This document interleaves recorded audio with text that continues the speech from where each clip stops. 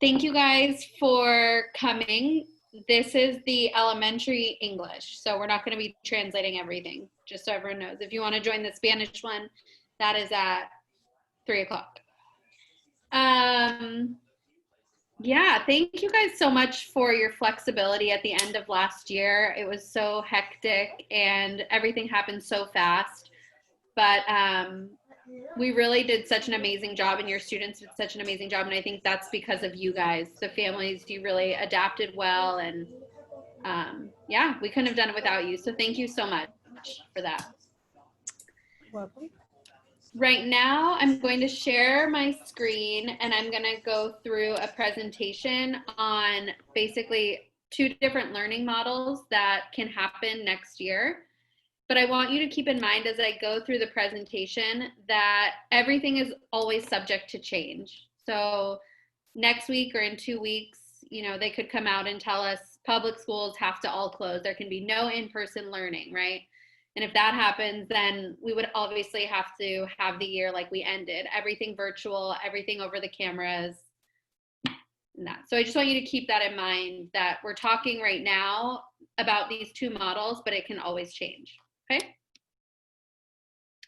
Ms. Fenema, I think you disabled my sheet screen, so can you just share yours? I will. Isn't it weird? I think it's going back and forth with just, for some reason, one at a time. I don't know. That's okay. You win this one. You can share your screen. Got it. You won. Woo. Awesome. Okay, so here we are. So it's a lot of information. So what I'm just going to ask is to save all your questions till the end. So if you need to write down your questions, whatever it is, let me go through the whole presentation, and then at the end, you can ask questions. Ms. Robeson and Ms. Fenema, Ms. Contreras, Ms. Serda, if you guys want to jump in and add something, you guys go ahead and do it as we go, okay? All right, go ahead. Oh, sorry. All right, so like I mentioned earlier, we have 2 learning models that you're going to have the option to choose from next year. I know everybody got a survey already and you were asked to choose. So you might have already filled out the survey, and if you change your mind after seeing this presentation, just know that you can change your mind up until July 10th, and I'll go through how you can do that. So the reality is, for this year, it looks like, for the whole year, I'm assuming, but who knows, we're not going to return to full, regular 5 days of school, and things are always changing. So these are the options we're going to go through. When we were considering the 2 plans, ISEF was balancing really the student and staff and family safety with also, making sure we can provide high quality instruction, academic support, and also social emotional support, which is really important for kids at this time. So again, the schedules you're going to see have been created taking all of these things into consideration. Okay. So option number 1 is hybrid learning, and hybrid learning is exactly what it sounds like. It's a hybrid, it's a mixture of on-campus learning and virtual learning. So the way it works is a student's class would be divided into 3 groups or cohorts. So for example, let's say your child is in Miss Batshon's class, and Miss Batshon's class has 30 kids. Those 30 kids would be broken into 3 groups. Cohort A, Cohort B, Cohort C, and each group would have about 10 kids. Cohort A would go to school on Tuesday, and they would do at-home learning Monday, Wednesday, Thursday, Friday. If they were Cohort B, they would come to school only on Wednesday, right? And they would do at-home learning Monday, Tuesday, Thursday, Friday, that kind of idea. Mondays are reserved for small group intervention for students that have been identified. So if your student is identified as needing further intervention, they would come to school on Monday for small group intervention and on their cohort day. So for example, if your student is identified for small group intervention and is in cohort A, they would come to school on Monday, Tuesday, and then be at home Wednesday, Thursday, Friday. Okay? When they are at home, they are watching instructional videos and completing assignments on Google Classroom. And every day from 2 to 4, teachers will check in with students by appointment. So the school day for the hybrid model is from 8:30 to 1:35. And that 1:35, that early dismissal, is created with the reason for having the appointment only meetings from 2 to 4. Okay. So that is option 1, the hybrid learning model. If you select not to do hybrid learning because you don't feel comfortable sending your student to school, they have an underlying health condition, whatever it might be, then your option would be the fully virtual learning model. In the fully virtual learning model, students engage in independent learning Monday through Friday. They will watch instructional videos on Google Classroom, Khan Academy, whatever it might be. And the only real live interaction they have with teachers, is an advisory class, which is basically like a check-in in the mornings from 8:30 to 9 on their assigned day. And they have office hours on Fridays from all day on Friday. The teachers have office hours, which is the office hours also exist in the hybrid model. I forgot to mention. And just to clarify, the advisory is middle and high school. Oh, so it's not elementary. I lied. So the only live that they would have is the after school virtual check-ins from 2 to 4 with teachers, if by appointment only. And then they would have the office hours on Fridays. So the virtual learning model is very, very self-directed learning. Okay. So the next part of it is how, aside from instruction and curriculum, like how are students going to be supported emotionally and mentally? And because we know it's a really confusing time for kids. So we want to ensure that there are things built in the schedule for students to be able to talk about how they're feeling and what's on their mind. So we have daily community circles, which is something that they're all already used to doing. We'll have mindful moments still. If they're in the virtual model, obviously those will happen virtually, but basically times for them to sort of, reflect.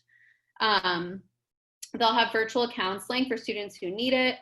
And at the very bottom, you'll see weekly student surveys. So we'll survey the students weekly to kind of see how they're doing, how they're coping with things, what needs to be adjusted, and things like that. So this is how we're addressing their emotional and mental well-being.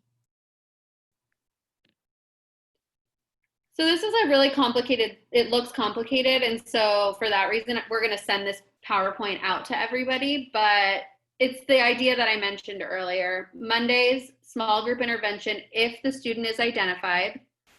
If they're not identified, then Monday they would be at home, right? This is a hybrid model, sorry. This is the hybrid. And then you can see like Tuesday, cohort A would be on campus, and then B and C are at home. Wednesday, cohort B is on campus, the other two are at home, so on and so forth. So I'll send this out so you guys can look at it. It's just a sample schedule.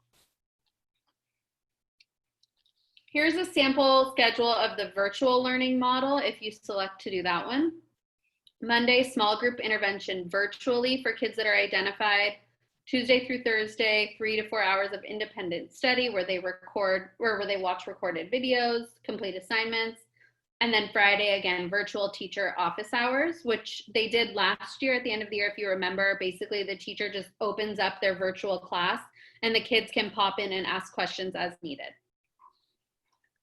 Something I want to note is that once you make your selection by July 10th, if you select the virtual option only, it's very unlikely that you're going to be allowed to switch to the hybrid model. And that's because the hybrid model, we really have to take into account the number of kids in the classroom, the way the desks are positioned. And so it's highly unlikely that you will be allowed to change your mind once you make your selection. Now, if you select the hybrid model and your student gets sick or shows symptoms, obviously, yes, then you can transition to the virtual. So it's much easier if you select hybrid to transition to the virtual, but it's very unlikely that you're going to be able to do the opposite. So change your mind from virtual to hybrid. And that's based on a semester. Yes, this is for trimesters. Mm-hmm. Are we in trimesters or semesters? I believe trimesters. Trimesters, okay. Yeah, so and then we'll reevaluate after each trimester.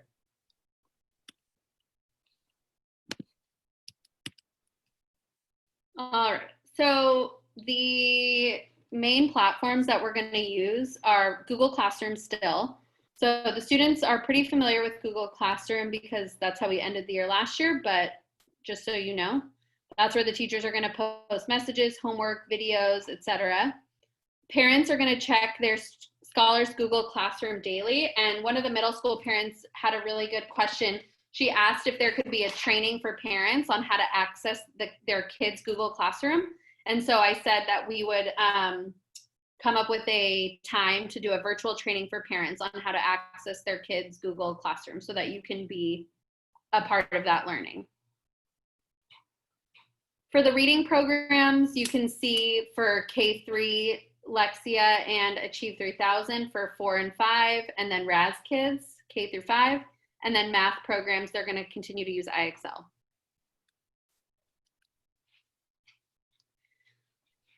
So we know that, we don't make the decision on whether we stay open or not. We are getting orders from the LA County Department of Health. We're trying to follow LACO as much as possible, and also the state. So things are always changing. But if we are told that we cannot open school buildings, then we will have a virtual only model. And it's going to look very similar to what it looked like at the end of the school year. So the teachers will be providing live instruction Tuesday through Friday.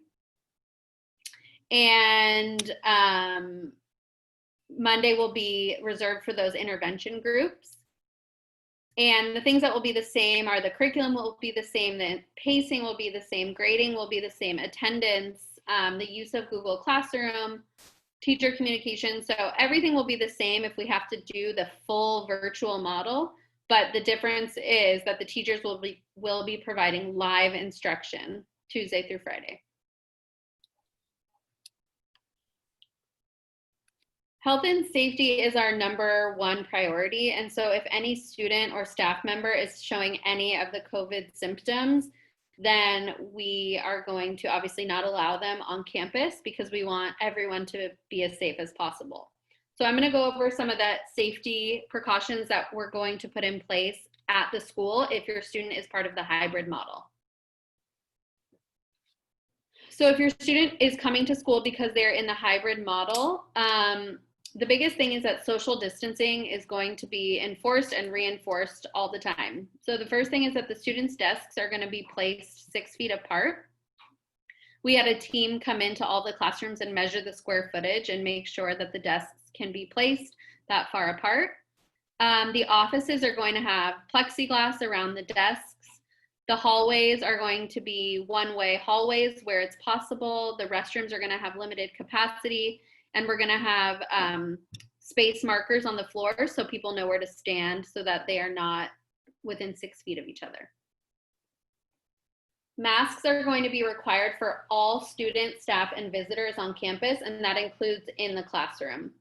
Someone in the other meeting asked, can they wear any mask? And the answer is sure, as long as it's school appropriate. If you want to show your pride by wearing a Dodgers mask, which is what she asked, that's totally okay. The only masks that we're not going to allow are the ones with the valves on them because those blow air out. So just the regular face masks are fine. We're going to reduce the number of students on campus, and we're doing that by breaking the cohorts into 3, or breaking the classes into 3 cohorts, like I mentioned earlier, those A, B, and C cohorts. We're going to do daily temperature checks for all staff, students, and any visitors. So if you come to drop off your child, we're going to have his or her temperature taken at the gate. And if they're showing signs of a fever, then we're not going to allow them on campus. We're going to ask that you take them back home. And same with staff. We're going to have minimal visitors on campus. and it's going to be by appointment only. So if you need to talk to someone in the office or an administrator and it needs to be in person, then we're going to ask that you do it by appointment only. Frequent hand washing and hand sanitization built into the school schedule. So we're going to allow enough time for students to be constantly washing their hands and sanitizing. We're serving pre-packaged meals, and students will be eating in the classrooms so that they can stay 6 feet apart while eating, because we know that wouldn't happen at the lunch tables. Enhanced cleaning and sanitizing for all campus spaces. And then in the morning and after school, we're going to have multiple entry and exit points to ensure that students don't congregate before and after school. Someone in the last session also asked if students are allowed to still walk to school and home. And of course they can. And of course they can walk in numbers because we know that that's safer. But we also know what happens when students get away from family and away from adults. You know, they take their mask down. So it's really important that we continue to reiterate to our students that if you're going to walk to school with a neighbor or whatever it is, that you continue to wear your mask at all times.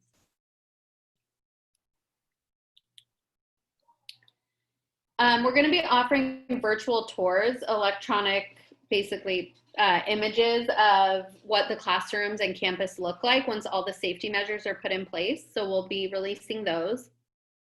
And we have dates for orientation. So if your scholar is, and this is a virtual orientation, if your scholar is TK, kinder, first grade, July 27th, second and third grade, July 28th, fourth and fifth, July 29th, and then middle school, not important right now. So make sure you mark those days down. And we are still messaging a lot on Parent Square and a lot on Class Dojo. So if you have deactivated your Class Dojo or turned off notifications because it's summertime, please make sure you go ahead and turn those notifications back on, because that's where a lot of our communication is going through. And then if we see it necessary, we can have more meetings or town halls like this if parents have more questions, concerns, whatever it might be.